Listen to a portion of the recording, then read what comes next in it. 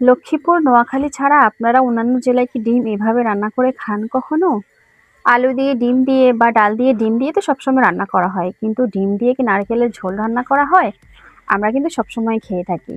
ছোটবেলা থেকে মাকে দেখেছি এভাবে রান্না করতে। এখন আমিও রান্না করি। আর আমাদের এদিকে বেশিরভাগ মানুষই কিন্তু এভাবে রান্না করাটা পছন্দ করে। নারকেল একটু বেশি করে দিয়ে একটু ঝোল করে তারপর ডিম সেদ্ধ করে দেয়, আবার কখনো, কখনো ডিম ভেঙে দেয়। দুপুর এবং রাতের জন্য আমি রান্নাটা করলাম। সেজন্য আমাদের ৩ জনের জন্য আমি ৬ টা ডিম দিলাম।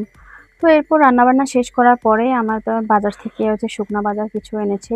শুকনা, শুকনা খাবার, রসুন, পেঁয়াজ, তারপর লবণ, আটা, চিনি, এই টুকিটাকি জিনিস এনেছে আজকে বাজার থেকে।